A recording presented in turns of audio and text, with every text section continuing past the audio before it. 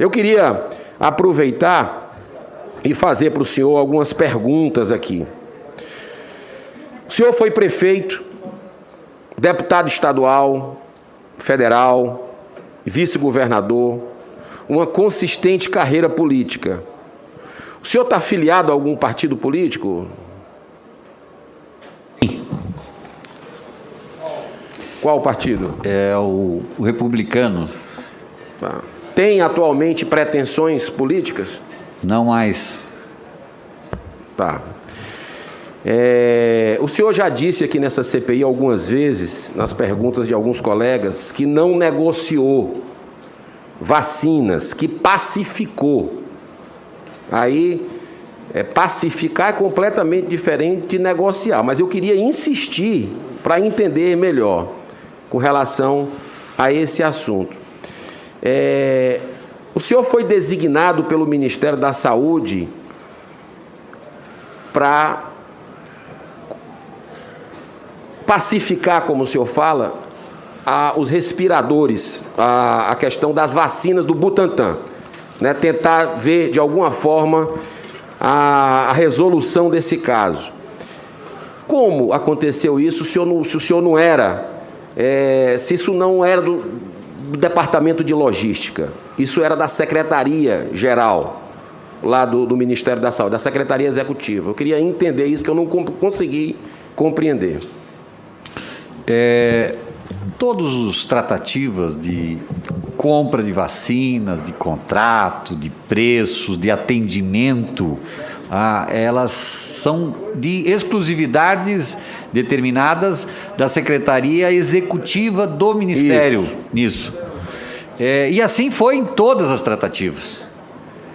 Com os laboratórios internacionais, com a própria Coronavac, do Butantan, a própria Fiocruz também nessa relação, mas a questão política, que nós falamos aqui, da politização da vacina, chegou um momento que o governo federal não fechava um entendimento com o Estado, com o Butantan, e o tempo passava, e aquele ruído político que era ruim para o país, precisava que chegasse ao entendimento que quem ganhava era o Brasil. Havia um consenso, e sempre houve, de que todas as vacinas deveriam estar no Plano Nacional de Imunização. Esse plano teve que ser fortalecido. E quando se alguém buscava um caminho divergente, era um enfraquecimento do que é o SUS. Dá vacinas para todos, centralizados no PNI. O próprio governo de São Paulo entendia dessa forma também. Os governadores não haviam partidos nessa situação, e deve ser assim o Plano Nacional, que é vencedor no país. Mas essa politização levava o tempo passar e não acontecer essas tratativas que aí são comerciais, de entendimento, de contratos, de intenções, que não era isso. E haviam muitos atores trabalhando para isso, muitos governadores trabalhando nessa direção, mas faltava. Isso chegaram contentes, olha, a partir de amanhã, nunca deixou o Ministério de falar com o Butantan, até porque o Butantan, ele é fornecedor de insumos para o Ministério, há muitos e muitos anos.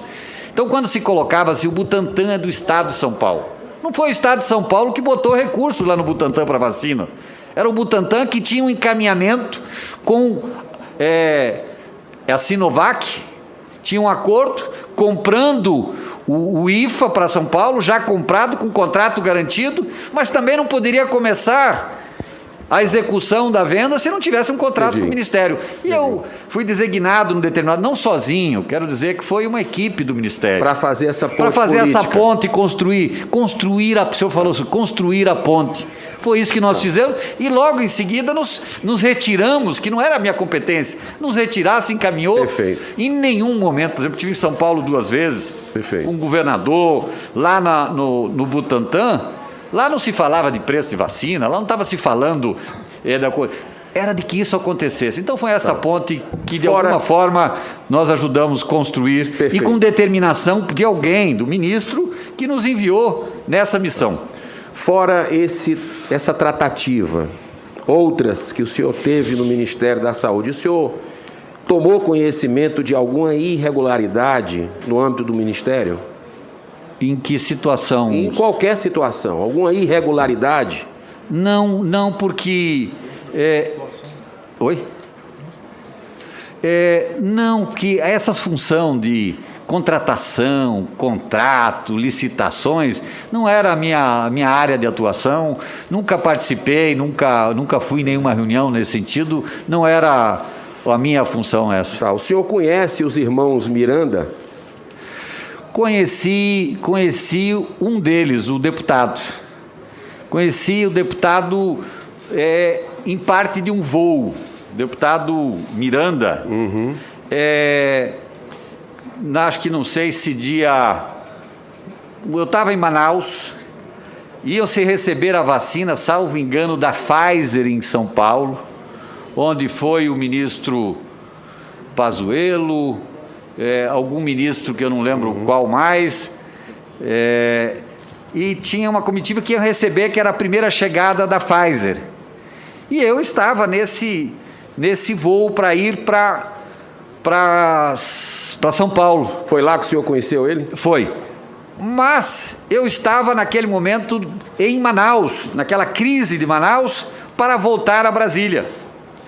E recebo um telefonema de, olha, o voo sai não sei quando, você tem que ir para Brasília. Eu disse, olha, eu não posso ir, o preço da passagem de Manaus para Brasília é o mesmo que eu ir direto para São Paulo. Eu vou direto para São Paulo e os encontro lá.